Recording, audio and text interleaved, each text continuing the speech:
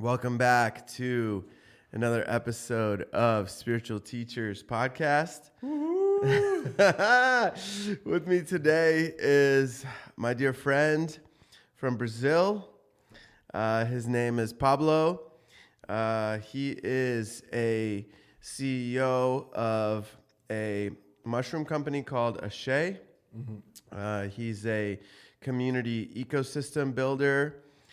He's a 5-acts coach and a business development expert, as well as working with many different plant medicines, with many different tribes from Brazil and neighboring countries. Welcome in, Pablo. Thank you so much for having me here. Awesome to follow a little bit of your work outside of the work that we do together. So it's really nourishing for me and see the light that you spread. So thank you for having me. Yeah, thank you so much, brother.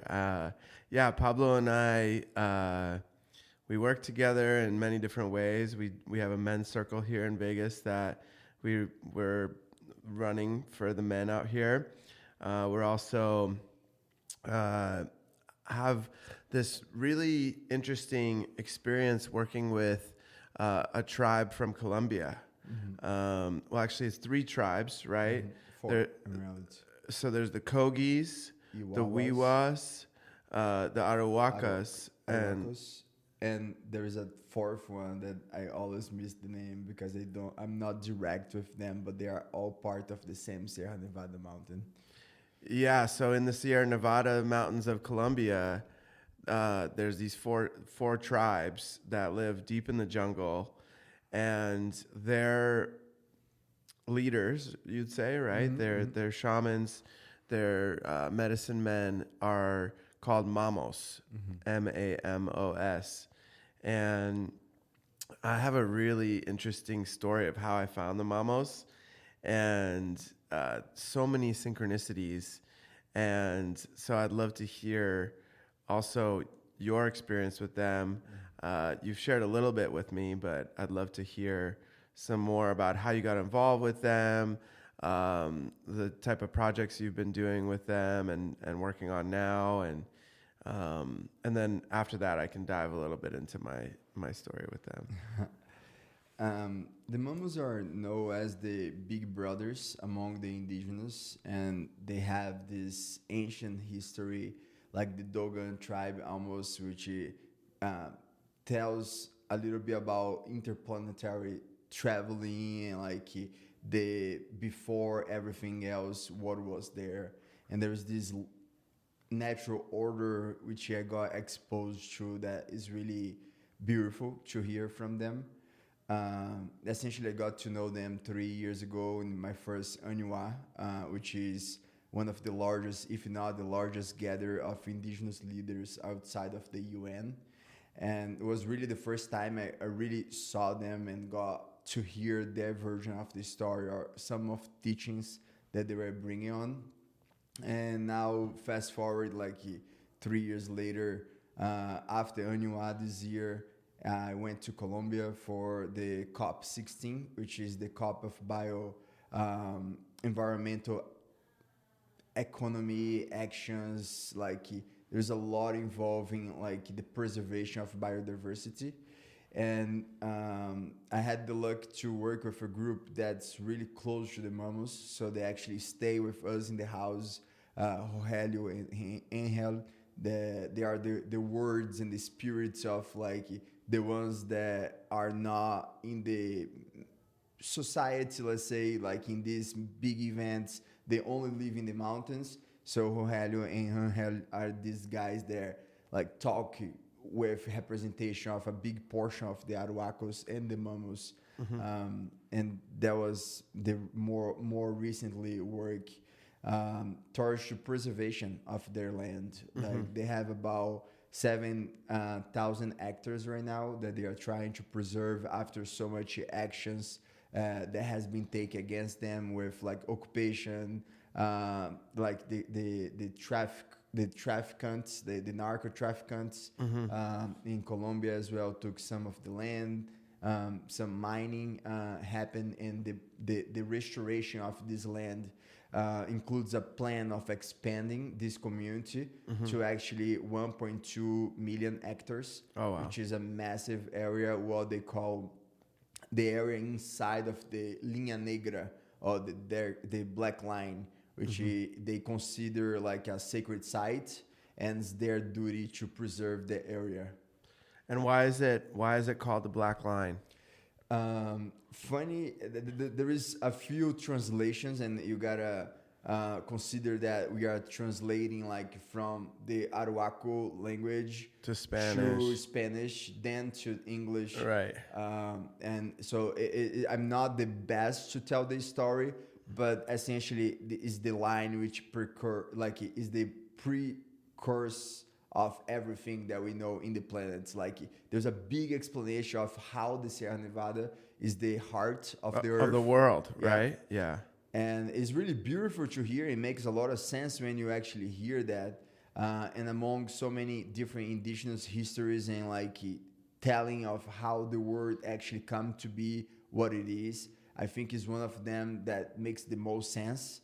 And when you look, Sierra Nevada itself is the highest, tallest peak in the earth with one peak, right? Like it's not like the mountain Everest, which is a chain of mountains. It's just one mountain that goes from the ocean, the center of earth, until the high skies, let's say like that. And there is the largest biodiversity area in the planet. So there is a law into this explanation of the Linha Negra.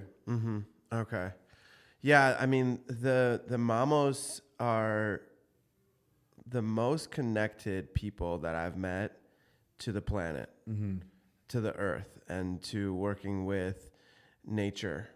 And they do what's in Spanish called pagamentos, which translates to payments or offerings. And it was really, really beautiful because a series of events, a lot of synchronicities, meeting different people. The first time I heard about the Mamos was actually on a show on National Geographic, where this man, it wasn't even about the Mamos. It was about Colombia, and they talked about the golden animals that were created by the indigenous people because gold was so prevalent there in Colombia, because there's so much water, it's rainforest. The indigenous people would find gold just at the base of waterfalls, and then they would sculpt it into these beautiful pieces of jewelry and these relics that would represent, which I came to learn, these locations of where these animals originated from, what they believe is where they first came to be on Earth. And so the indigenous people would bury those gold relics to anchor in that energy of that particular creature, and that would anchor in this grid underneath the earth of these animals throughout the whole country and further, right? Because back then there was no countries. It just was the continent of South America, you know? And so I learned about these golden relics, and something inside me like lit up, and I was like, I think I want to learn more about this. I want to go on eBay and see if they have any, right? And I went on eBay and I found one with two frogs, one on top of the other. Oh, wow. And I had just recently inherited some money because my mom had just passed. And I was like, man, I want to invest into this. Like, this feels like I want to meditate with it. I want to connect with this. So I ordered it on eBay, and I got it at my house. And it's literally one little frog and one bigger frog underneath. And there's a spiral on the back of the smaller frog, and then on the base it's hollow, so it's like, it looks like gold. And I took it and I sat with it and I meditated, And I was like, okay, I'm going to meditate. I'm going to see what I can learn from this, right? And I start connecting to it. And the first message I got in meditation was, you have to return this. And I was like, okay, do I return it to the buyer that I just got it from? And it was like, no, you have to return it back to the lands where it came from. And I was like, okay, this is like a whole new mission to go down to Colombia to this. Like, I didn't know anything about the Mamos yet. Just I had felt this calling to this item. And so I'm like, okay, let me learn more about this, where it comes from, the origins, and the people that created this. And I looked it up online, and I found out about the Mamos. And at that time, I'd let it go. I just said, you know what, when the time comes, I'm going to meet the right people. I'm going to it's all going to align for me to return this back to where it needs to go. And I kind of let it go. And a few months later, I went down to Tulum to visit a friend, and I was at Tulum, Mexico, and I was at this place called Ical, which is like a very spiritual, conscious resort on the water. And I'm talking to I meet this woman who's from Colombia, and she's like, I'm like, have you ever heard of the Mamos? And she's like, yeah, I actually have worked with them. They've taken me to their land. You have to be really, really, you have to know one of them in order to be invited onto their land. It's like a very big honor. And she had gone to their land, and she had spent time with them. And I was like, okay, this is really interesting. So she told me a little bit about them. And at the same time, my dad went, I didn't know this, but I called my dad, and he had told me he was going on this retreat with his teachers in Pennsylvania. And he's like, I'm going with these indigenous people. I got this really strong hit. I got to go. And he tells me he's in Sedona doing work with the Mamos. And I'm like, whoa, this is really interesting, right? So and connected. Yeah, it was so connected. And so I told him, I want to go on the next trip. Wherever they go, I want to go with you guys. So with this group, I don't know, there was 10 of us. Mm-hmm. I think a year later, or maybe 8 months later, we went to Mato Tepila, which is the tree of life. In English, they call it Devil's Tower in Wyoming. And it's this giant 300-foot petrified tree stump that goes up out of nowhere into the sky. And it looks like it's been broken or cut off. And it's massive. And so we went with them there, and we did 9 of those pagamentos. And the pagamentos were fascinating because they were using frequency, because they had all of us bring instruments. Mm-hmm. They were using frequency for us to play from our heart. Didn't matter if we were in rhythm or in tune or whatever. We just would use the frequency from our heart to play these instruments.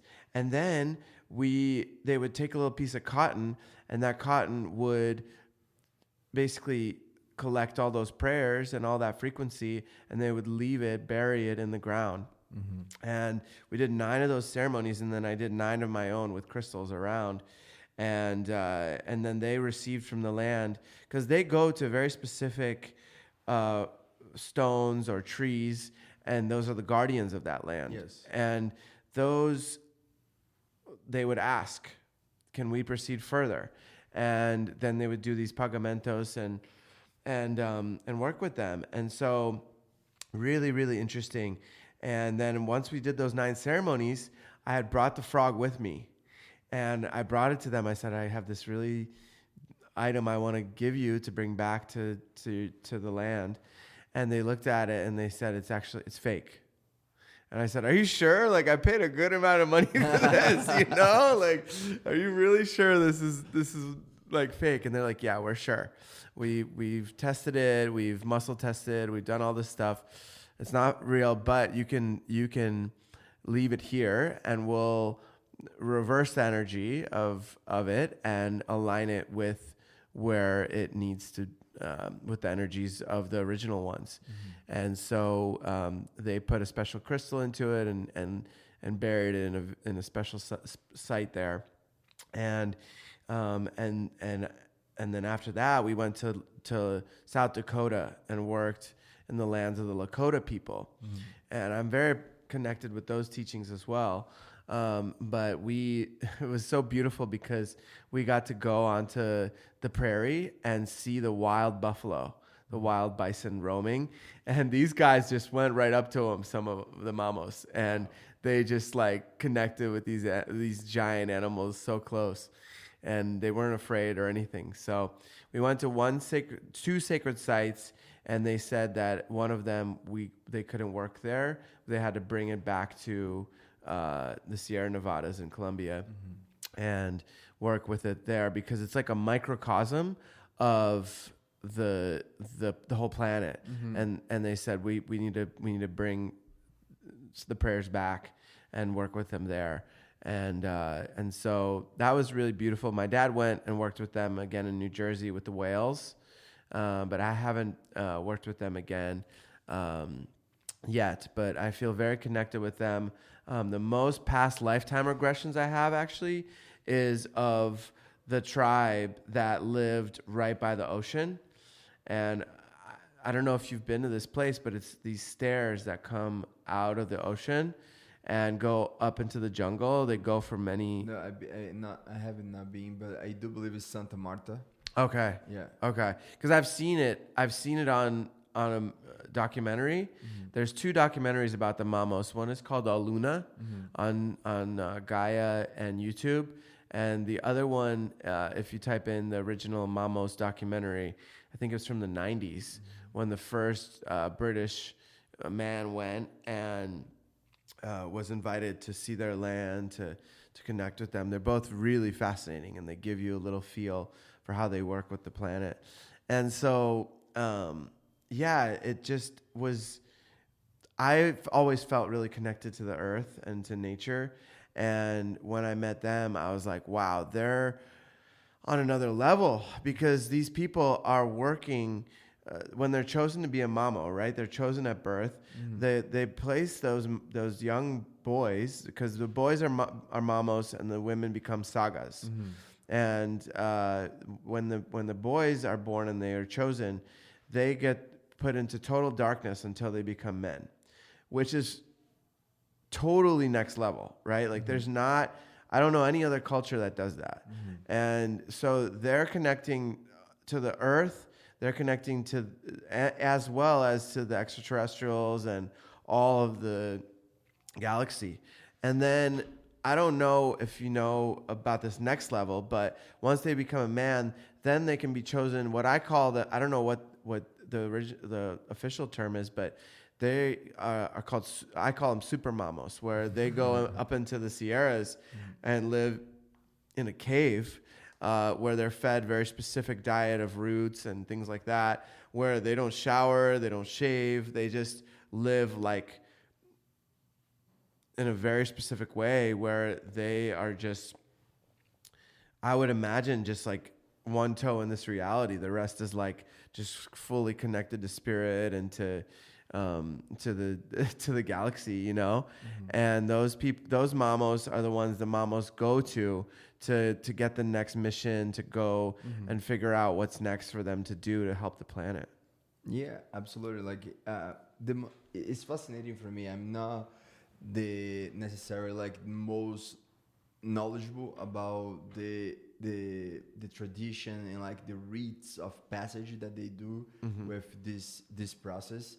But it's definitely something that you know what you're talking about because you met some of them and you feel that energy without any other experience besides the experience that you're having with them that enhance already like all of that what you're saying. Like only if you meet one of them you're gonna really understand what you're trying to describe right now. And there is that connection. You feel the sensibility of the words, the listening that they have, the care from like where they are in the moment that they are, the now moments type of thing that we hear a lot in a buzzword, but like in a really Embodied. embodiment. Yeah. Yes. Embodied way. Yeah, they fully embody that connection in nature 100% all the time, no matter where they are. And I noticed that it's unwavering. It's like it's them. It's a part of, like, they are nature, like fully embracing that. Absolutely. And I think that's a really important point, like where we are nature, Right, All of right. us, and society and like education and like, all of this like framing that has happened throughout my history of growing up and even now as a man or whatever has circumcised in certain levels or in many levels that connection, that belonging of all of us. And I think that is a really good reminder, not just with the Mamos, but every indigenous that I have met does bring that awareness, that not pretending to be nature, but like to be nature, right? Like, and I do believe that's one of the most important points that we are embracing right now in this rediscovering of like the human race, is that attachment with like grounding, with like meditating, with recycling, like small actions to big actions, but starting from us, starting from I, and really diving deep into yourself. Yeah, absolutely. I mean, it's really interesting because living in a city or in a city type of environment, it's easy to forget, right? Like, because there's so much penetrating our field. 5G, you got microwaves, you got cell towers, you got so many things that were man-made that are modifying our connection. Even wearing rubber on the bottom of our shoes. You know, the Mamos, they never wear shoes. They're always barefoot. And even in the airports and things, unless they force them to put shoes on. But it's that connection all the time with the earth, and having an ongoing conversation. You know, it's like they know how to ask and to receive from Mama Gaia, from the planet, and it's really beautiful. They also, pretty much all of them, wear all white. And in Kundalini Yoga, we were taught that wearing white expands your aura by like 10, 20 feet. And, you know, it's interesting, these overlapping ideas and symbology, right? Of color and frequency and these kind of things. And when I saw that, but they honor both sides. The Mamos are very open about working with the dark and the light, and how important it is to have that balance.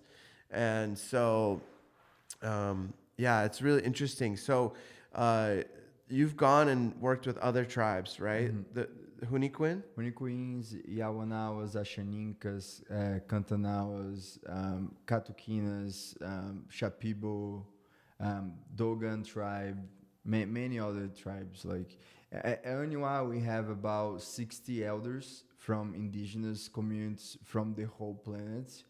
And I have been in service throughout this process for more than 6 years, and really diving deeper with Aniwa, which is I'm part of the family, and I actually think everyone is part of the family. It's just a matter of understanding some of that happens, and we have this chance, right? Like being so close here in the United States to anywhere, to any airport, or even for us here in Nevada to just go to California or whatever, to have this one lifetime experience with some of like the elders. They are literally leading most of the effort starts to global regeneration or global preservation. Once like the indigenous holds about 80% of the preserved areas of any nature, like ecological point of view, right? Like you can say like a forest or a mountain or a river, etc. They hold that. They are the guardians of this earth. So that has been always like the big light that has been shining for me in that direction. And I attempt to, like you said, like don't forget as much, even when I'm in the cities or Las Vegas, New York, like to be connected with that center, which essentially is just closing the eyes and be listening to your own heart. That's nature, ultimately, right? Yeah, for sure, man. I mean, I think it's so beautiful to be able to work with different tribes that are still just living the way that is so simple and so beautiful, right? Like they're so connected to the land. They have every tribe has different medicines they work with, that they know which plants heal cancer, which plants heal, illness, sickness. They know how to make somebody well, right? They work with medicines like hape, ayahuasca. They in South America, not too much cactus, right? Not too many cactus, like more Central America. Yeah, yeah. And then they obviously don't have all that radiation that we were talking about with these waves that modify our frequency. And there's something so beautiful about that, right? And these people, when they come to visit, or when we go to them, we get to really experience the essence of being human, like the true grounding, the true, like, I believe in those states, right? Like when we're in, maybe it might take a day or two, right, to get fully immersed into nature. But when we're in that space, like a lot of things go away, like anxiety, stress, a lot of those things just start to naturally melt away, because your feet are on the earth. And there's so many scientific studies now where these, within seconds, milliseconds, I think, the inflammation starts to release from the body, the relaxation starts to happen, the muscles start to relax. There's just like immense amount of benefits to being barefoot. And I don't think we're supposed to be wearing these rubber soles, We are energetic magnetic bodies, so that part of the ecosystem is always like the communication, right? Like it's part of like this habits construction that I was talking about before, because those are elements. They are in a context, and like you cannot just detach that context from the elements. We are not in physics, like we always put like this conditioning for do the problematic, right? Like from the point of view the element is not moving, or the element's in inertia, or we have the gravity at X amount, and like we do these conditions like to pretend and to arrive to these conclusions in certain levels. And I'm not talking shit about physics here, but I'm just trying to say that there is not that hypothetic view on the human body, right? Like we are here. It is a reality, being physical, like for the eyes, or physical for the biochemic, like we are here, and there is no way to disconnect from this field that we are.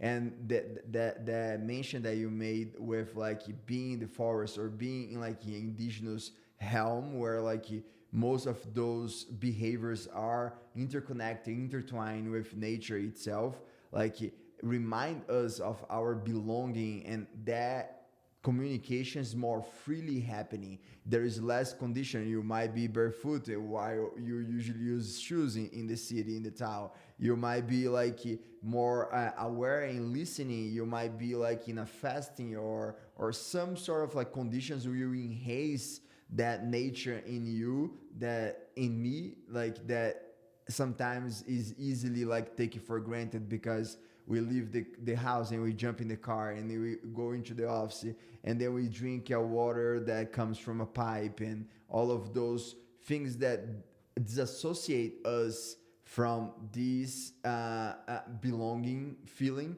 but in reality they are always there, right? Like it doesn't matter how far you are from the concept of the water come from the earth, or the sunlight come from the sky, you are in that ecosystem. So the more we relate with more like of our body, like mimic that nature, right? Like it creates that resonance with the trees and the birds and this whole ecosystem that's alive and pulsing around us and inside of us.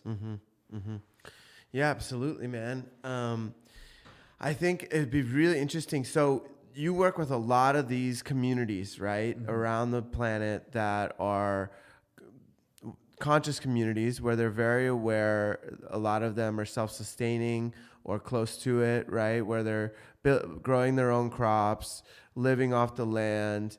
They're reusing everything that they have. They've found all these different ways to live in a very, very attuned way with the planet, right? And so you've been working with these mushrooms, right? This mycelium of the mushrooms. Can you talk a little bit about that? Yeah, I'm a gastrologist, graduated with the Federal University of Brazil in 2014 when I left Brazil. So food has been my passion for a long time. With 7 years old, I will say that I will have like a sandwich business or like food business in general. And at the time, like I was inserting to my family business with food. So food is a really big passion of mine. One of my biggest missions and my biggest goals is impact 1 billion people through food and habits of life. That's how comes along like 5 acts and 5 habits like that I can mention a little bit about too. But mushrooms come to me like after I was already inserting into this understanding of food as medicine. And I was treating myself through that. I discovered that and I was resembling for people around me that there was something there, right? Like my body was changing, my energy was changing. I was like really being impacted by their actions and by their habits that I was living by. I work with like some Circuit du Soleil athletes and inside of many shows in Vegas where I could study and put into test many of my theories and many of my lessons in college at the time. And formulating products and food that was really nourishing for the body. Through this process, cannabis came along really strongly, and like I gotta talk about that before I go into mushroom because it was open the door for something that's called assembling effect or entourage effect. Is essentially the conversation that we are having before, but in a really like simple way of saying is the impact of any substance which is added to any substance to the result of that. What that means is like doesn't exist in the formulation word like oh it's just for color or it's just for this flavor or it's just for texture. No, that literally deeply impact the result of what you are utilizing in your body. If you're drinking, if you're eating, doesn't matter how you're using, that will impact that. And throughout this process, I end up like doing a few formulations with cannabis products that brought me to the mushroom world. And like it was an invitation. I always say like the medicine plants or the plant medicines, they work through us, right? Like they choose us in certain moments and they start showing us like whatever we have to see internally, like for a self like development. But if you really tune in, like there are a carrier of a big message, which is the message that unity, the message of we are one, the message of like we are a fractal of this big flower of life that it is life itself. And mushrooms, more than any other medicine that I have ever experienced in the grand scheme of things in my life, has been that messenger for me. So 2018, I go to Burning Man for the first time. I meet my partner in the sand of Burning Man. We promised to do great things for the planet. One of them was spreading the love that we have through mushrooms, for mushrooms. And we create a few companies in the sector like that are working with nootropics, with like psychedelics, with the study of the mushroom for building, for producing like all types of materials. And that has been like my path since 2018, work with the mushroom in a much, much bigger scale than we are talking right now in the mainstream, but super happy that is a talk now in the mainstream mushrooms, because we have used mushrooms for centuries, and we have like had passage of mushrooms in the Egyptians pyramids in Egypt, you know, like in all the others, like around the globe, we have like found like fossils of mushrooms as well, like proof of like the consume of mushrooms, a big theory about the monkeys eating the mushrooms and all of this. And mushrooms has this big like controversial like capacity right now that's arriving with scientific proof.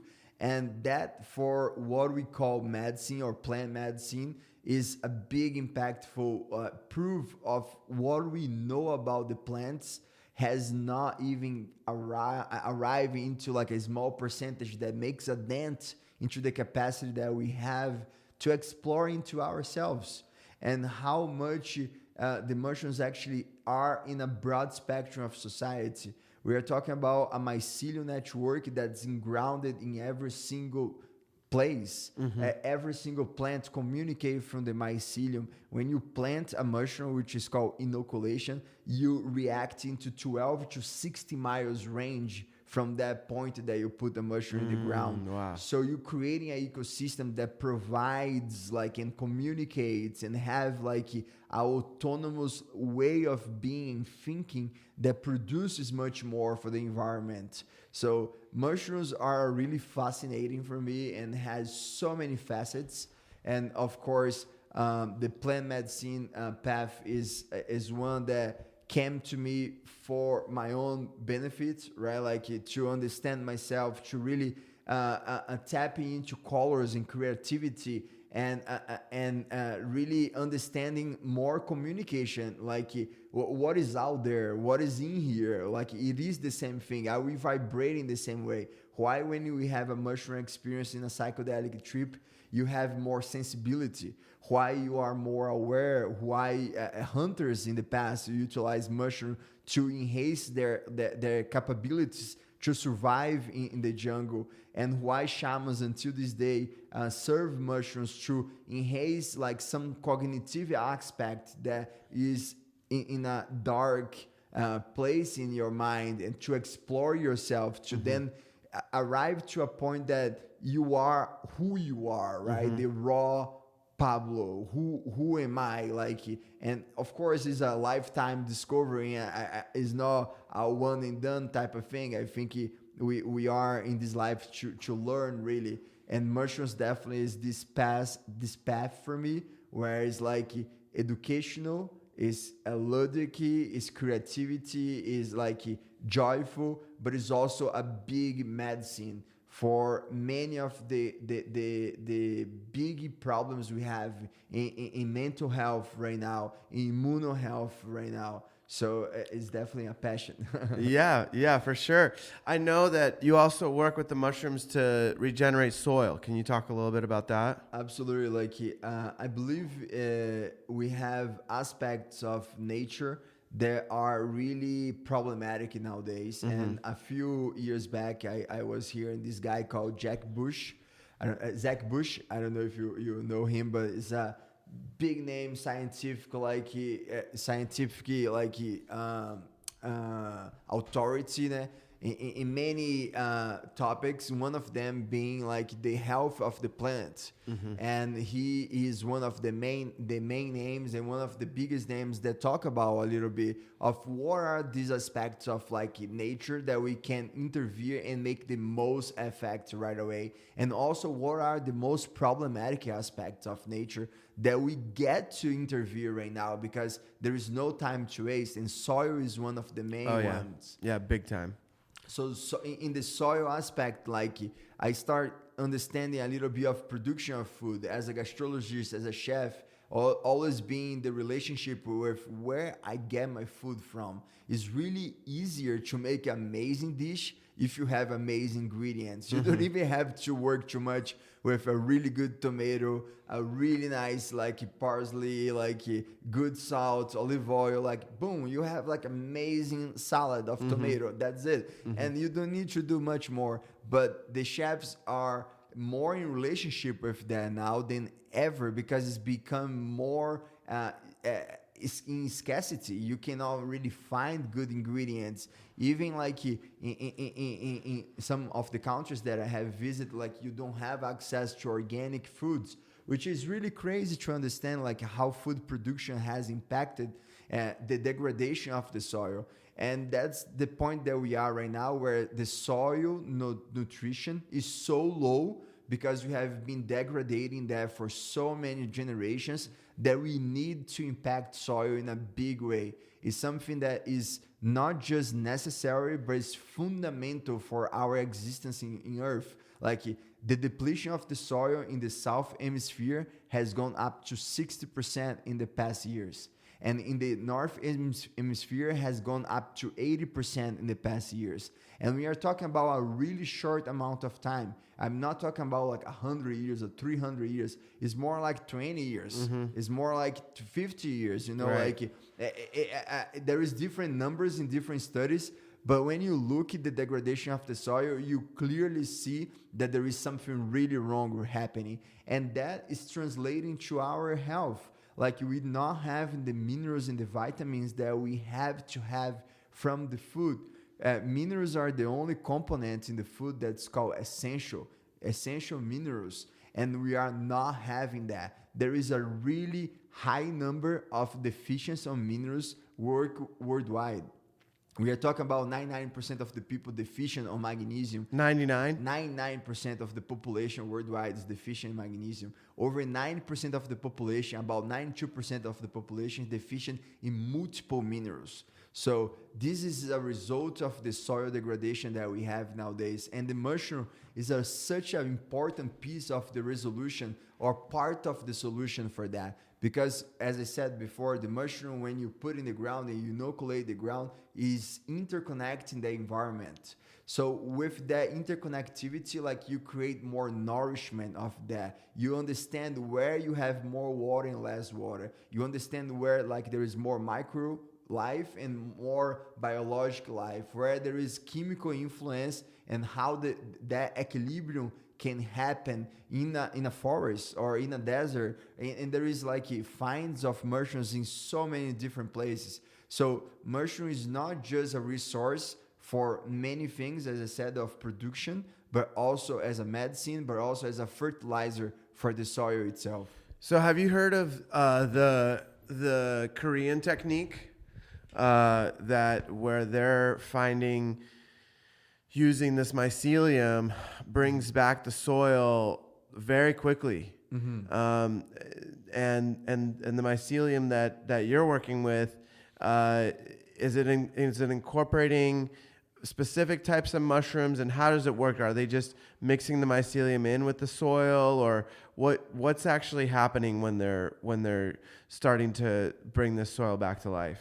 Yeah, there is many different ways of utilizing the mushroom itself. Like you can like just use the spores and like be inoculating an area. You can be actually producing mushrooms. You can utilize the mushroom like body as part of like the fertilizer for the sand or the land that you are using to enrich the soil that you are growing on. Or you can even produce mushrooms in a separate location, which a lot of the mushroom growers nowadays are understanding doing that, and all of the soil, all of that like grain that you are using to produce the mushroom has the mycelium into it, and that's so rich for the soil. So you create like a biofertilizer, utilize that trash for some people to produce like your fertilizer, and just like algae or humic acid or fulvic acid, you are enriching the soil itself. So I like to go all across the board. I really like to produce mushroom in concomitant, like in the same harmony with like other produce, so it enriches like the environment. I utilize to mix in the soil as well, and I also produce mushroom in a lab and utilize the grain that I'm using for the mushroom production to come back to the soil and create like almost like a biofertilizer factory in some of the growers. Okay. Yeah, that's beautiful. So how quickly have you seen the soil regenerate, or what are the effects, and how effective is it? I don't use just the mushroom. It's super fast. It's super fast because the mineralization is also a big aspect of how to do that. But we have seen like in a cycle of 10 days, 5 days, like already a big difference in like grass, for example, which is like burn and not growing, and a lot of pockets in between. Like you see the grass just stabilize and be flush and green, really luxurious. Like plants, you have like enhancing like nutrition factors. Like we haven't dived into the really testing of like the before and after, besides the eye, right, the picture and the image and all of this, because all of that require like a big investment right now for scientific proof, so we can start doing things like that. But grassroots studies are being more normalizing. Unfortunately, like we have like a lobby in all kinds of business, which has to be really looking to not being utilize their resources to do another one's research, and things are like that are happening still. Unfortunately, like we have that barrier of entry, but the good news is that it is unavoidable. It's something that is happening for the medicine purpose, but also is happening because it's more efficient, it's more affordable, and that tends to be like a decision of the market to move forward. So I'm really excited to see some research coming to food cultivation regards mushroom fertilization for sure. Okay. Yeah, amazing, man. So, I mean, while we're on the topic of minerals and nutrients, right, I've found from my own experimentation, right, in order to because right now, you need to eat 9 oranges to get the same amount as 1 orange like 20 years ago.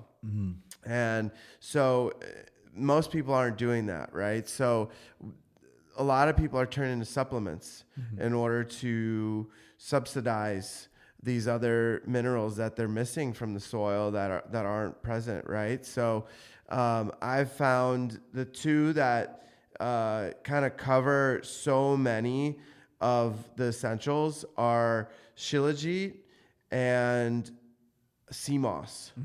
And sea moss obviously grows in the ocean, so you get a lot of the salts and a lot of the minerals from the ocean in that when you take that. And a lot of times they come in either capsules or gels, like a jelly, almost like a jam, right? Yeah. Like you eat a spoonful of it a day. Or Shilajit, which is a type of resin that comes from high up in the mountains, I think above 10,000 feet. They found it in the Himalayas, in the Ural Mountains in Russia. They found it even in the Colorado Mountains. And so those two seem to cover the majority of the nutrients. I think Shilajit covers like 107. 85 plus minerals. Like we have like database on 85 plus minerals right now on Shilajit. Yes. And what about sea moss? Do you know how many that About covers? the same thing. Same thing. It's like 82, 90 minerals, like the different compositions, because the mineral of the Shilajit is an ionic mineral, and in the CMOS is not ionic. So the bioavailability is a little bit different, and also the digestion is a little bit different. It's much easier to digest the Shilajit than it is the CMOS itself. So you have more bioavailability from the Shilajit. But both are, for sure, for me, the top two mineral sources that I use myself as well. And then one thing I want to discuss with you is a fruit that grows in Brazil, your native country, which is called camu camu. Am I pronouncing that right? Yes. Camu camu, or there's a scientific name for camu camu as well that I don't remember right now. But camu camu is historically 6 times more concentrated in vitamin C than what is orange, which is about 52 in one orange. In one orange, like the same amount to be equivalent to 6 times the amount of vitamin C than it is in the orange or in the lemon, for example. The lemon and the orange are really similar. There's a 0.3 difference in between them, and the camu camu is about 6 times like that concentration, but also is about bioavailability and access. And that's something that a lot of people, when is buying supplements and have like healthier choices, is something that is important to be aware, right? Like is the example of the calcium on the milk. And a lot of people talks about like have more calcium, and like of course you drink more milk, and like you eat cheese, etc. But like, who told you that calcium is actually going to where you need to be? Right. If you need like a tibia that's like in a process of osteoporosis or something, who told you that the calcium is going there?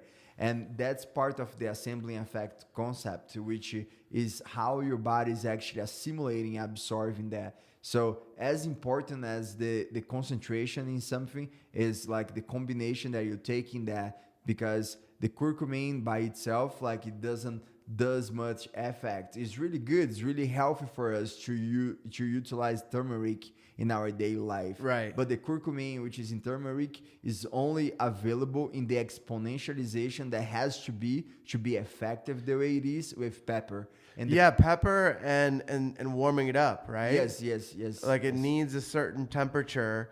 So in Kundalini Yoga, I was taught to make golden milk, which is, you can use almond or coconut milk and then mix the turmeric, and then you need black pepper in order for all of the positive elements and minerals to get activated and to be able to be readily absorbed by the body.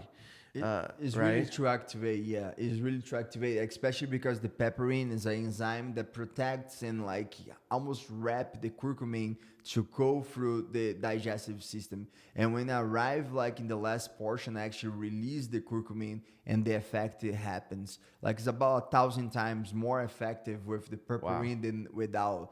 And that is just like some of the science that we know nowadays. And so many others are out there, right? Like rice and beans are a perfect example as well.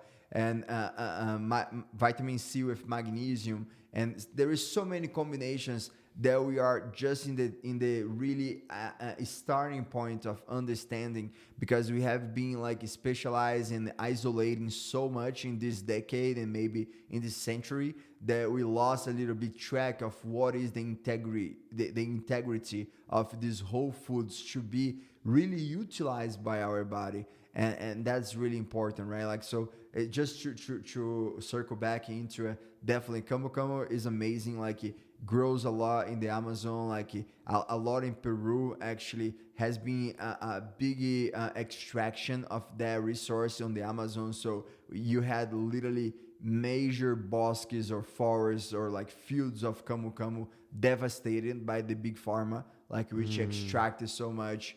And the good and the bad, right? To take the fruit. To take the fruits, and then they killed the trees. They killed the trees accidentally, like in the process, and like broke a good part of the production. So in this process of like restoration, like the indigenous people has had like a big portion of like the camu camu production that we see nowadays, especially because the preserve areas has been like pushing more into these indigenous areas because all of the outside areas has been explored and extracted from the resources. But hopefully we still have like a good amount of camu camu to utilize in the medicine, which is mostly where it's utilized. It's super bitter acid, like, so you don't see like people utilizing as a fresh fruit or a juice, but it comes in powder or in formulations, and it's definitely like a really super power source of vitamin C and antioxidants. What other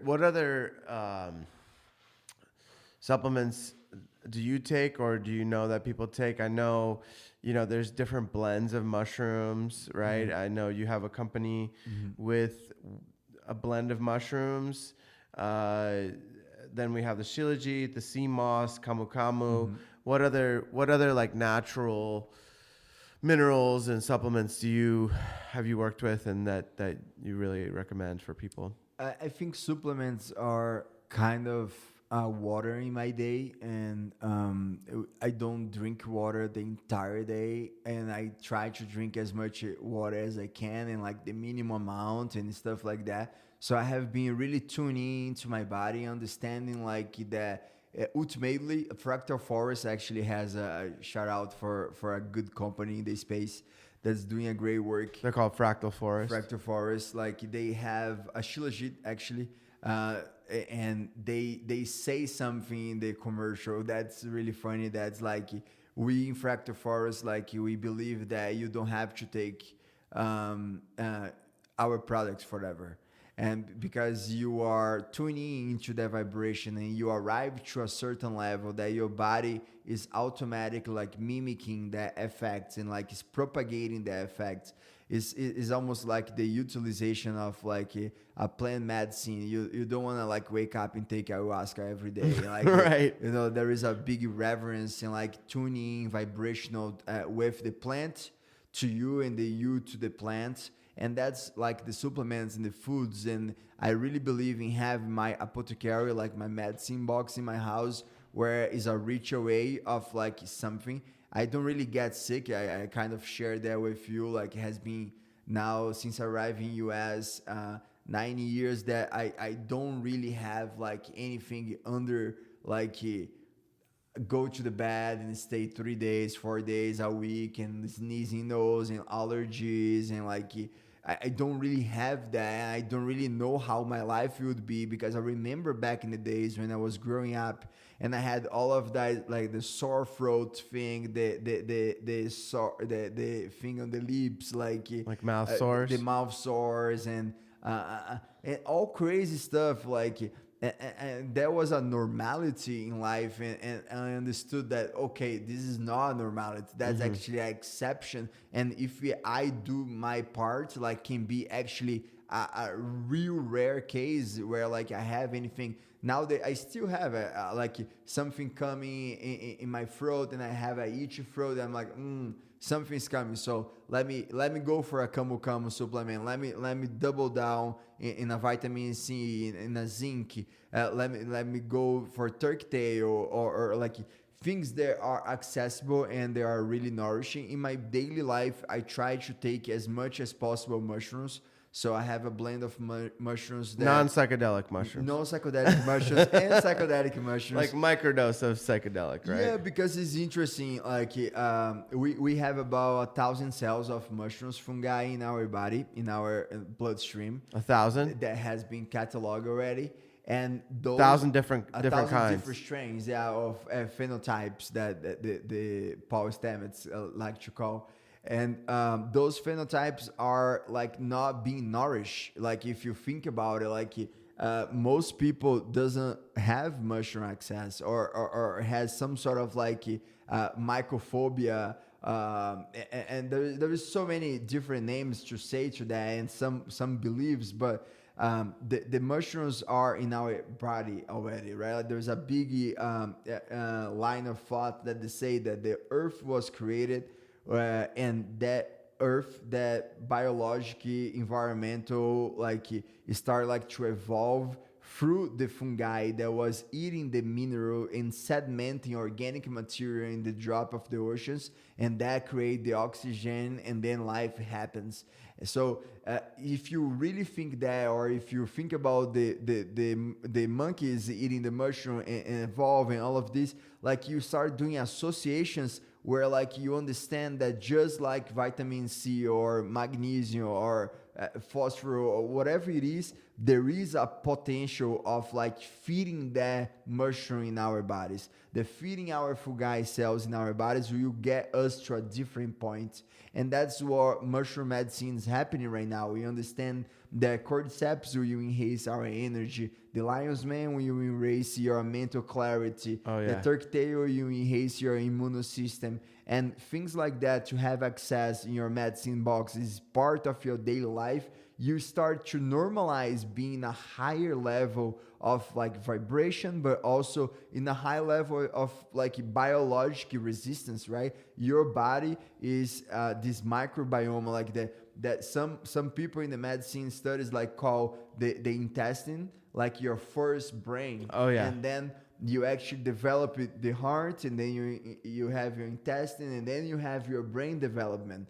And this is really important to understand, because once you have like more neurotransmitters in your intestine than you have in your brain, like there is identity of your body that comes through what you eat. And Hippocrates will say like make the food your medicine. So those supplements for me are part of my diet, which in Latin diet, for who doesn't know, you know what is diet? It stands for the etymology of the word. No. The diet means like the lifestyle or way of life. Like, so it's not about like something restricted, right? Like some people will like correlated the diet into like, oh, you're doing diet? Oh my God, like, I'm sorry, I'm gonna eat this candy in front of you. Like, there is nothing to do with that. You can eat everything, anything you wanna, but it's like, what is your normality? What is the basis? What is your foundation? And that's what I think is the most important. But just to answer your question more directly, like mushrooms is definitely a big portion of my life right now. Shilajit with Lajit Gold, like it is this amazing Shilajit that we source from the Himalayas. We work in Nepal, like we work direct with the Sherpas. We are not like putting some sort of like distribution without knowing what is happening down there. We work direct with the Indigenous. And this type of work is really important when you talk about like the food that you put in your body, the supplement that you put in your body, because there is really so much garbage out there. You know, like it's heartbreaking for me to get in a grocery store and have to read labels over labels over labels to know if I am poisoning myself. And that's what comes down to it. You either eating health or you're eating poison. Right. There's not a middle term anymore. Yeah, and that's a really great company, Lajit, Lajit, Shilajit, and we both work with them.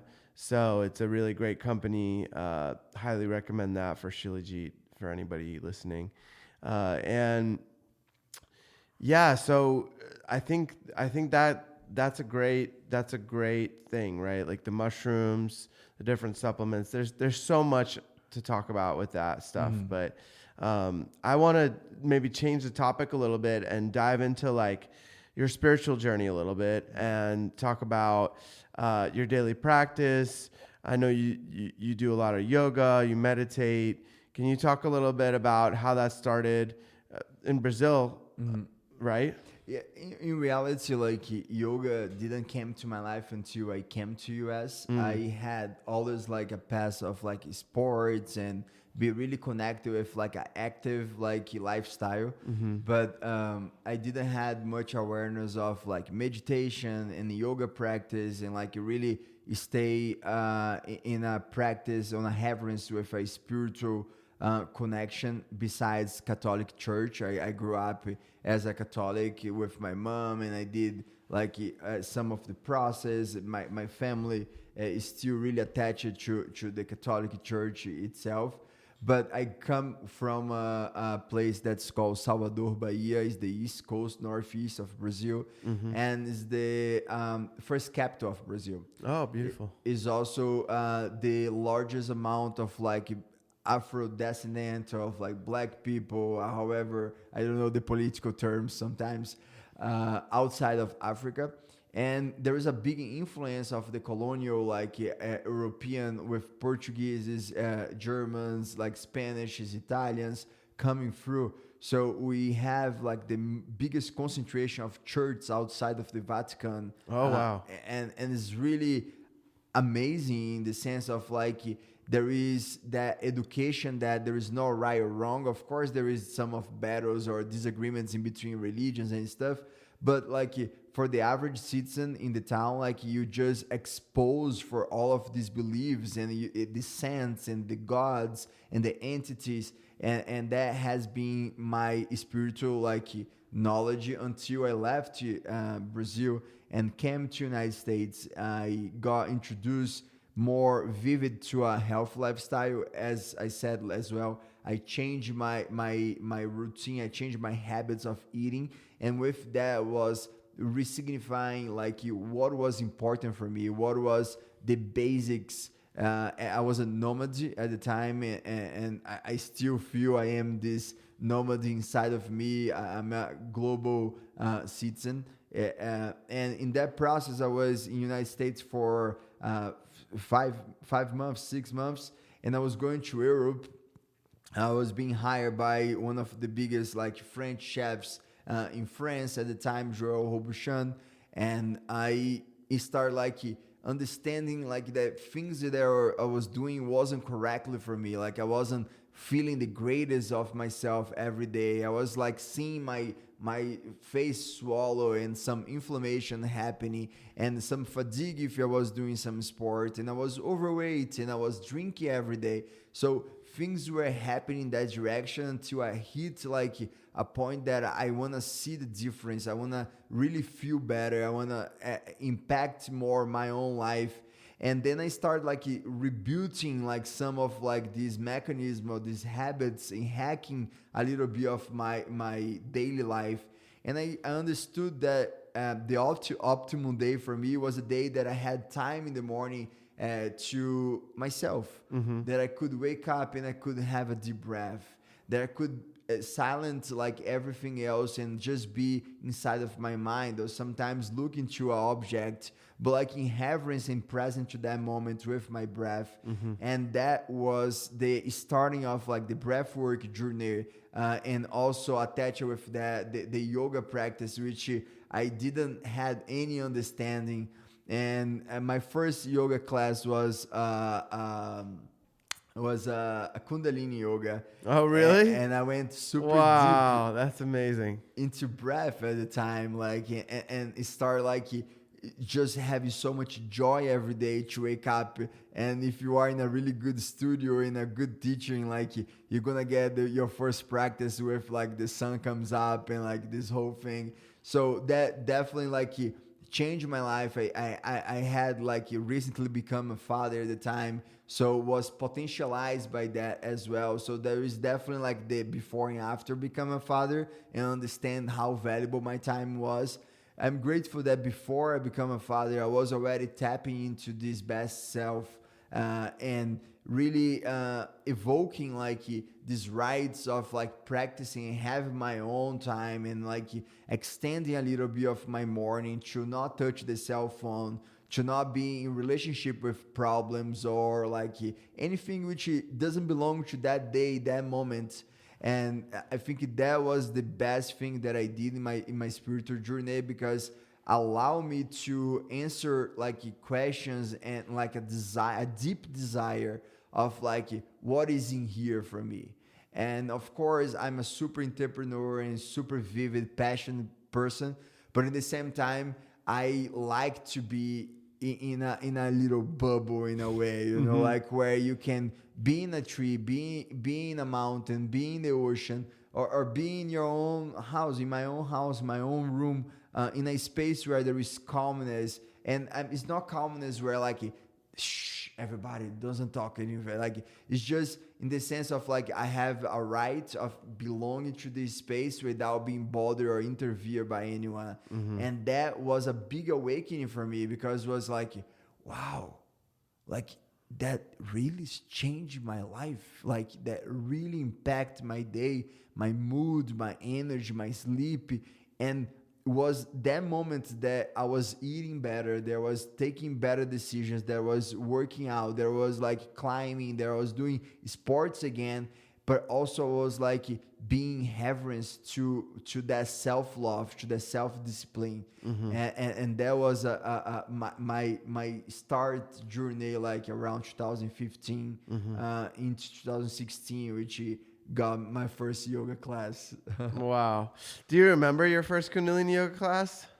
I don't remember necessarily the first. I mean, I remember many things of the first one, but I remember more the time. Right, I got gifted like for my birthday like a 1 month like in this studio with like a really good teacher that actually has a lot of myths around him that got expelled from his country of origin because of his teachings and caused me. And he comes to Las Vegas and create this first studio of Kundalini Yoga in Las Vegas. Oh, wow. And that was like really afterwards story. I didn't know any of this. I just had this like, wow, I need to do that. Like I want to do that. And once I started doing, especially because I had that experience the year before, I was like, that's exactly what I needed to tap into that energy better and like learn for someone that has so much more experience. And definitely what I remember from my first yoga class was like how someone can breathe so fast during so much time. Like that's impossible. That is never. Right. Yeah. I mean, I think that's amazing that Kundalini yoga was the first yoga that you found, because for me, I looked for several years. Like, I don't know if I ever told you this story, but like I tried Vinyasa yoga, I tried Hatha yoga, I tried Ashtanga yoga, I tried like 4 or 5 different types of yoga, right? And then I was in the middle of Pennsylvania, up in the mountains of the Poconos, and I meet this girl on Tinder, and she's like, have you tried Kundalini yoga? And I'm like, I've never even heard about it. She's like, there's this tiny little studio in Scranton, Pennsylvania. You got to go check it out. And there was all these things that happened all at once where I had my Kundalini rise up. And then I think the next day I went to the Kundalini yoga class, and then I found out what a twin flame was that same day too. And it was like this huge awakening for me. And when I went to the Kundalini yoga class, my third eye like blasted open. During the meditation, I started seeing past lifetimes, which I couldn't understand in the moment, but like I started seeing all these visions of me, what felt like me, but in other bodies, and having these other experiences in Egypt and France and all these places, right? And it just like, there was a part of me, like of my soul, that was like, nope, that's not the one. That's not the type of yoga you're looking for. Keep going, keep looking. And then when I found it, I was like, this is it. This is what I was looking for. And then not only that, I was like, I need to teach this. Like the world needs to learn this, you know? It was like so powerful. And I have 2 other episodes about Kundalini yoga where I talk with other Kundalini yoga teachers. One is with Nicholas and one is with Yogi Amanbir. And both of those dive into different avenues of Kundalini yoga, but it's just so interesting because it's completely different than other types of yoga, right? Like I know you've tried many different types of yoga, right? Yes. So how would you describe it, and how, for those that have never heard of it and maybe this is their first podcast they're finding, right? Like how would you describe Kundalini yoga, and what would you say is different about it? Yeah, for me, in the Kundalini, the awareness of the breath is like not that doesn't exist. I think yoga goes through the breath, right? Like in every single modality. But in the Kundalini, there is almost like this bigger awareness where like another type of yoga will bring breath as an element of the context. And in the Kundalini, like is almost this is the technique that you gotta learn. Like everything else is like secondary, third. Like is the breath is what is the yoga itself. Like crucial to the practice. To the practice, yes. I think that was the biggest thing for me. And of course, like as every yoga, in a way, like the discomfort, like the going through the discomfort to find the pleasure in the practice, it was a big thing for me. Yeah, I think you're spot on with that, and I think that the Kundalini Yoga also has a meditation built into every class, so that's another big difference. And it's also known as the yoga of awareness. So it's meant to stimulate the body, activate the nervous system, like make you feel some sort of stress, right? And then you have that time to chill and center and ground and just have just like life, right? Like sometimes we have these really intense moments in the day or in our life, and then we have to learn to regulate ourselves to come back to our center, come back to that grounding, to that heart space. And so Kundalini is like a little microcosm of our everyday world, and a lot of different practices, right? Like sweat lodge is another way of doing that, right? Like going into a Native American sweat lodge, you can you're hit with all this heat, right? And when you're done, it's like this full surrender, this full release of like, like the breath, and also like this gratitude for life and for water and for food. Like there's this deep appreciation that arrives with these types of practices. Same with the opposite, cold plunge, right? Like you go into the cold plunge and you sit in it, and you learn to center yourself and to work through that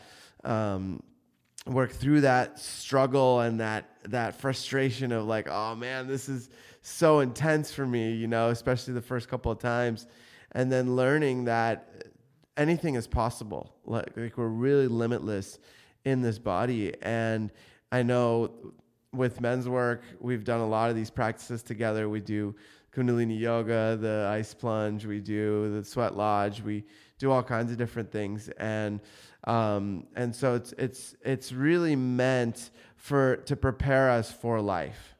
These types of practices. And I think one of the biggest things is like of preparation for life, and like being in life is that presence, like be in the present moment, like be in your body, be comfortable, be uncomfortable in being comfortable or being uncomfortable. right. It's like really coming back to that, like you are the most important thing.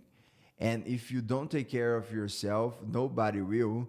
And even if they do, they cannot take the choice for yourself. And like that autonomy, that authority that comes with the practice of like the Kundalini or the cold plunge or the Temescal or whatever practice that bring you some sort of like stress, but it's not the stress of like going through a marathon and run all of this. Is more the stress of like finding yourself in a position where like you're not usually doing, because you're not getting to that level of intensity that you are putting there, because it's the only way to really focus your presence, to really focus your attention to that one thing. And of course, there is always a multitude of things that are happening at the same time. But coming back to that breath, which is the first action that we do when we're born, the 30 seconds gap in between the birth and the first breath, and the recognition as a human being through others that are there to receive you, or even your own mother if she's only person in the room, like that action will define yourself for the rest of your life. And the more we tap into that action, the habit will enhance. And that's a lot of what I believe of this practice is like going in the deep dive on this like first action. And as a first action, how to get better, right? Like how to write better, how to think better, how to create music better, but how to breathe better. And that awareness brings me like to a really state of like, it's good to be me, it's good to be here, it's like good in the body. in the body. And sometimes out of the body too, when you go in these astral like projections, like yeah, but having the deep awareness of your receptacle, like where your soul resides, or like, and have that like a branch of a tree that's reaching for the sunlight and like is through that process growing and looking for resources, etc.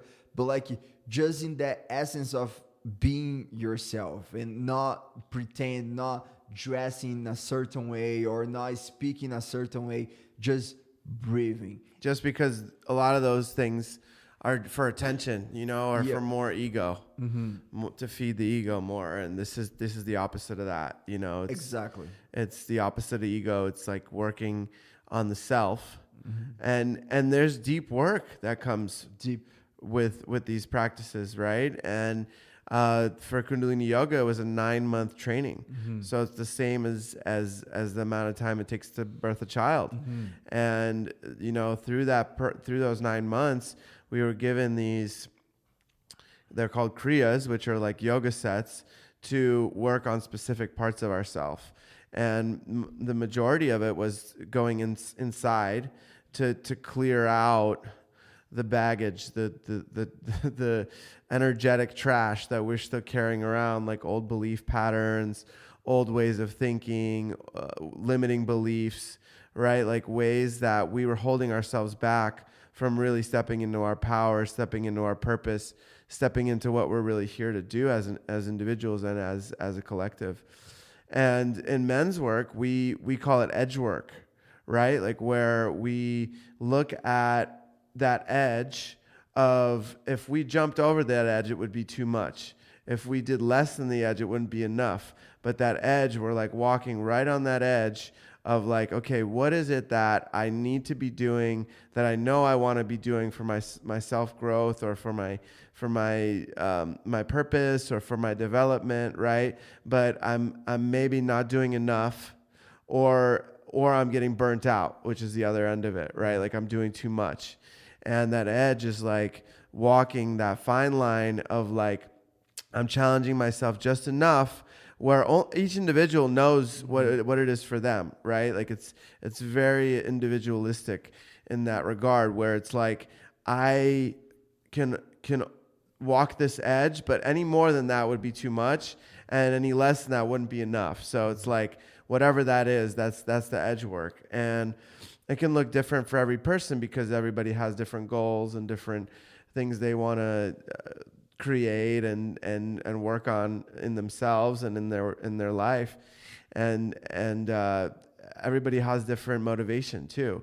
So but that edge work has been so powerful for me personally, because being in a men's container and during COVID, I was going to 4 men's circles a week.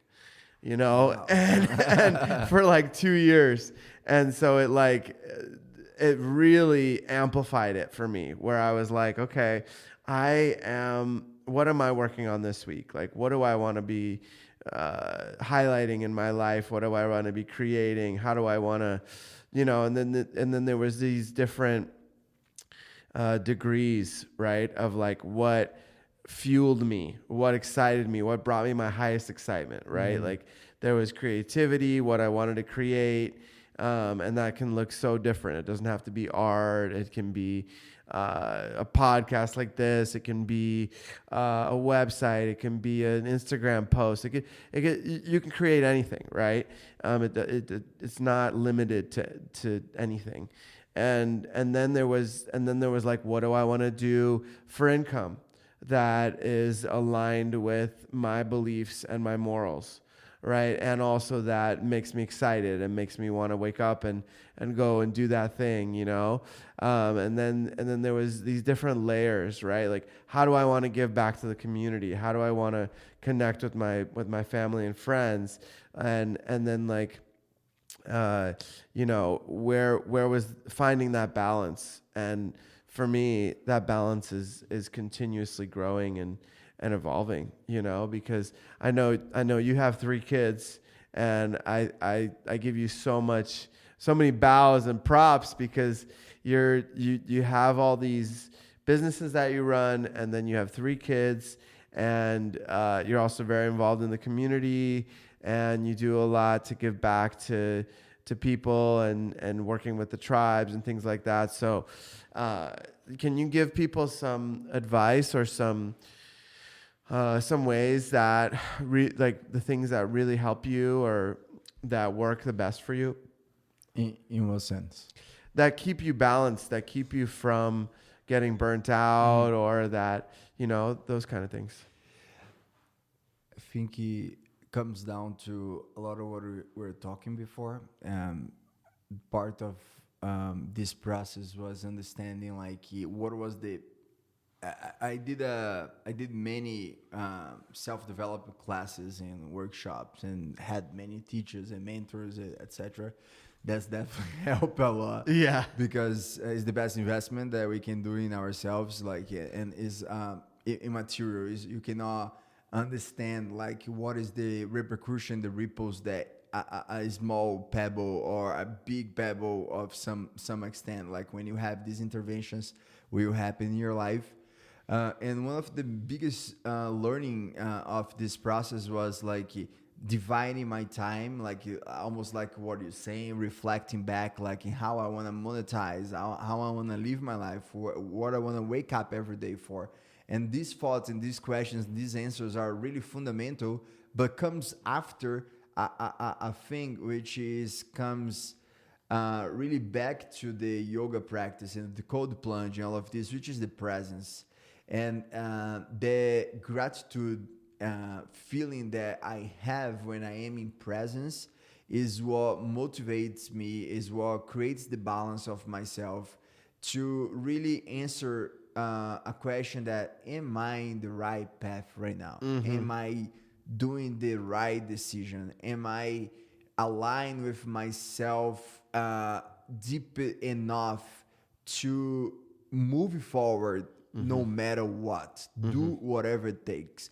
What will make you do whatever it takes? Is a question that's a self question, but is a question that comes down to this global humanitarian like representation and duty.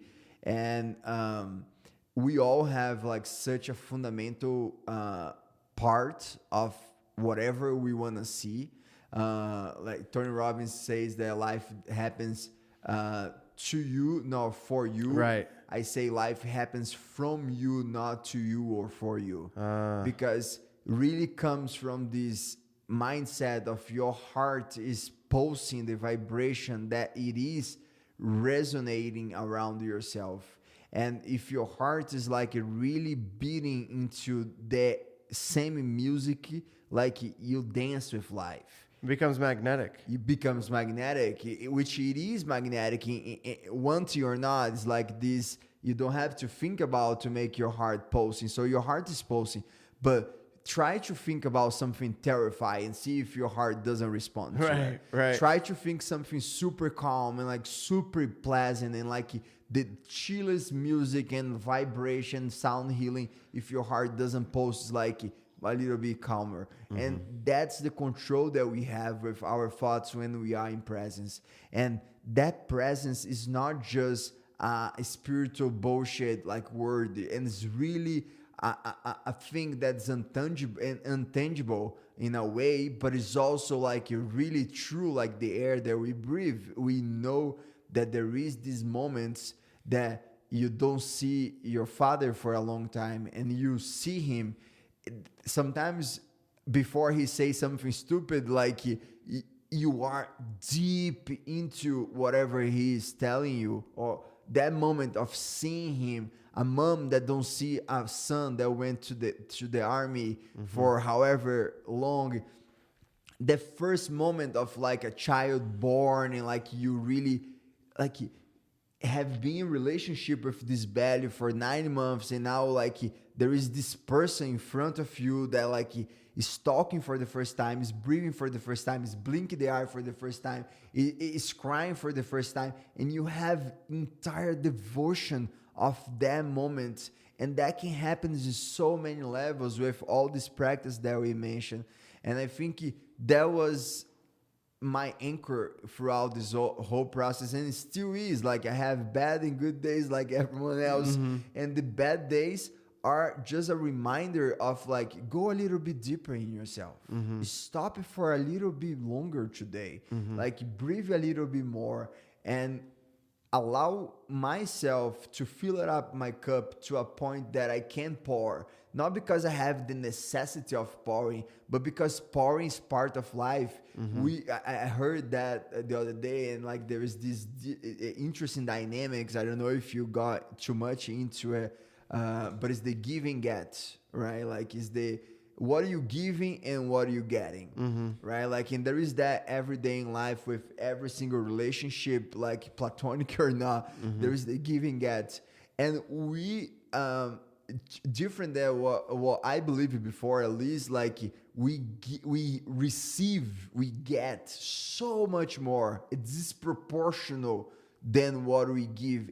Even you believe you are a super giver. If you are like the Mother Teresa, the Gandhi of your community, you definitely receive so much more than what you get, you give back.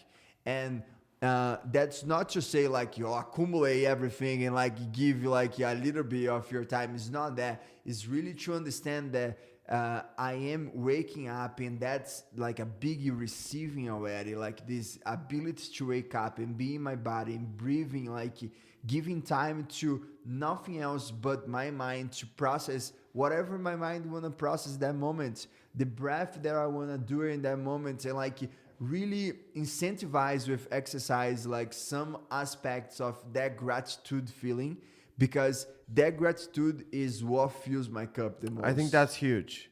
I think gratitude is one of the main things that I wasn't doing when I was feeling really low at one point in my life, you know, where it's hard to be grateful when you think you have all the reasons to not be grateful. Well, yeah, because society teaches you have to have the nice car, you have to have the house, you have to have the family, you have to have so many things in order to be to get to happiness, right? Yeah. And all these things that all these beliefs that I've removed have been about just loving where I'm at now. And by doing that, I actually get way more in my life, because every day, every night, and every morning, I find time to find gratitude. And to the other day, I loved what your wife said.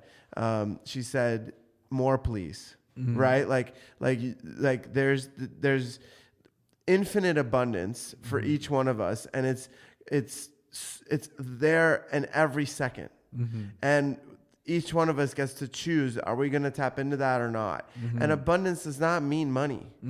Abundance means love. Abundance means friendships. Abundance means like family, and family doesn't have to be blood, right? Like I'm there's so many people that I consider family that aren't my blood family, you know. Abundance can mean like just having a place to go in nature close by that you can sit. Abundance can be an abundance of these herbs and supplements that are medicine, like abundance is infinite, right? And so just like tapping into that, and then that deep gratitude, like even if you got $1 that day, and just like so much gratitude for that, like thank you, creator, like I asked for this $1, thank you so much for bringing me this $1, because that $1 for someone can be the same as $1 million for somebody else, right? There is no, like a billionaire, to them $1 million is like $1, like they can let go of that just as easily as they picked it up, and it wouldn't put a dent in their bank account, I guess is what I'm saying with that. We get these conditions of like you need to have something to be grateful for, right? And there is a truth there, but it's not the total truth. Like I am grateful to be in I presence. I think that awareness, that is a reminder every day, is a choice. Like you said, like happiness is not really the destination. Happiness is a choice. You choose to be happy with what you are, where you are, with what you have. And with what you have is exactly what you said. It's not the belonging of like, I have this car, this money, this wallet, this clothes. Is what you have in the sense of like what you get to be. And understand that the path you are and I am where I was planning to be 5 years ago. And 5 years from now, I will be where I am walking towards to. And that decision, that understanding that is life in your own terms, because it happens from you, not to you or for you, it is a change of perspective that shaking my world, and still shaking every time when I see myself in a position that I'm not somehow super grateful for what I have. And another point that I think is so fundamental that you use really beautifully is like, thank you for this meal, right? Bless your food, bless your water, bless your life, bless your heart, bless your mind, bless your friends, bless your family. Be grateful if you have your mom by you, if you have your father by you, if you have your brother, your sister. Don't go to bed with a fight, because in the next day, that energy perpetuates, and like everything that you think, everything that you say becomes a reality in some extent.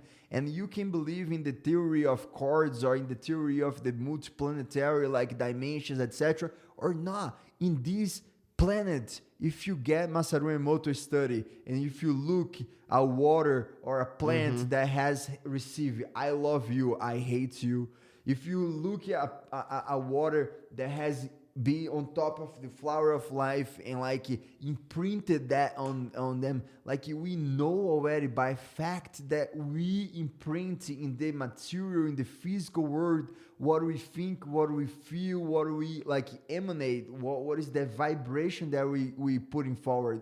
So the gratitude doesn't come from the outside, the depression comes from the outside. Right. Yeah, because it's all a societal stress, a societal program, a lot of it, not all of it for some people, but also it's like no matter what you have, like you always have your breath to be grateful for. You always have the sun to be grateful for. You always have the earth to be grateful for, the ability to communicate, to see, to hear. There's always something you can find that you're grateful for, no matter how little you have, no matter how much you've given up. And then I think a really important part of this is also mentioning service. And like you said, like receiving is always more than we're giving, but also in the giving, I've found I get way more by giving than by receiving. Like I get so much more by giving a gift than from receiving a gift. I get so much more by sharing something from the heart than it's I think that aspect of seva, right? The Hindu word seva, which is selfless service, right? Like tuning into that, right? Like, am I doing this to get an Instagram video out there? No, that's not coming from selfless service. You're wanting something from it. Mm-hmm. You want to record that video of yourself giving some money to somebody on the street or whatever. Like that's an egoic perspective, right? But selfless service is like I ask myself in the morning, what can I do to be of service today? Mm-hmm. Right? Like that could be just holding space for my dad or for my girlfriend or for my friend, you know, like that could be my service for the day, you know, or it could be way more than that, right? It could be hundreds of people coming together to give back to the homeless without any desire for any recognition, right? Like they're just doing it because they want to do it and because it feels good to give back, you know, and or even then, like tuning into like, am I doing this because I have a belief that the universe is going to give me more for doing a good deed, right? But it's like honing that back to the center, to the heart, and being like, okay, where is this coming from? Like, what is the intention, right? Mm-hmm. Everything is about intention. And I've found when I worked on ways to stop acquiring so much in terms of like for myself, and because there's two paths to enlightenment. There's the path of self-service, which is a much more difficult path. And then there's selfless service, which is service to others. And I've found that the selfless service is a much quicker path, and it aligns us with those experiences, those moments, those teachers that you mentioned that really come in those really elaborate moments that our soul has chosen for us, is how I believe, mm-hmm. right? Is that our soul chose those teachers to come in those moments to align us with a certain path and to guide us to continue to go down that road. Absolutely, like the synchronicities, right? I feel like is when these moments that I had so many different synchronicities in my life, like. And I didn't understood how to call them, or didn't had a name before. I didn't know the word synchronicity, and a few things will come to me in a really interesting way. There was one time that I had to speak with someone, and that person was part of a group, and I didn't have the number of this person, and then I call it another number to talk with this person, thinking that was his number, and he was with the person that I called. Oh, wow. And that was like one of the first like that I can record, like, but there's so many others, and that moments of synchronicity is most often noticed by me when I am in that state of gratitude, mm-hmm. when I'm in that state of like selfless service, and I'm and it's not selfless service because I'm serving another person. It's a selfless service because I'm not trying to gain anything from that action. Right. I'm literally trying to do that action and have joy through that process. Just because you like it. Just because I like it. Yeah. And like the joy is something that also is another feeling that I think deserves like awareness as gratitude, because I think we are in this life to have joy. Oh, yeah. I think we are in this life to have fun. And fun and joy, like when they are attached, when they are like really in the center, like some magic happens. And it's like this fairy dust that like just permeates and like makes bends time, mm-hmm. right? Like bends time. You literally see like time flies and like I want to more, and the kid that don't want to go to home or don't want to leave the park, and that is the urgency as well that we have to treat every day like gratitude and like joy in our lives, I believe, because there's no time to waste, right? Like seeing people who have like every single reason to be miserable, be like in a really low place, and you see them smiling, you see them like cheering up, you see them telling jokes, you see them doing things that like someone with every single resource that they could have, and they are not even close to that vibration, and that remembrance like of what it looked like really ignites that feeling on me of, oh my god, like how can I have fun today? Like the question that you did as well for a long time, like in that topic of like what is that balance look like, and what is the practice that I do. For a long time I was in a really low point as well. I was really well with myself, but I was like upset with the outcomes of my life, or whatever thing that wasn't like in the fulfilling of this gratitude that I had. And I started like doing these questions for myself every day, which was like, how can I grow today? Who can I serve today? Who can I help today? What I'm grateful for. There's a fifth one that I cannot remember right now, but questions like that, like in a really selfless way of answering them, just like tuning in deep down in my heart, like really shining the light into things that are so valuable, so important for me, that has nothing to do where I am, with who I am, like how much money I'm carrying, like what I'm gaining that specific day, and really brought to another conversations like how I can have the most fun with that. How can I roll with this like there's no tomorrow, and have also the awareness of like not in the moment necessarily, like, but looking back and looking forward of like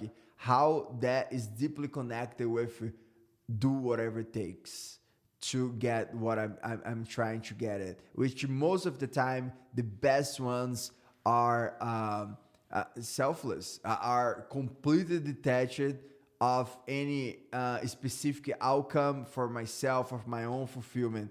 Is literally like that life purpose mission that I'm driven by.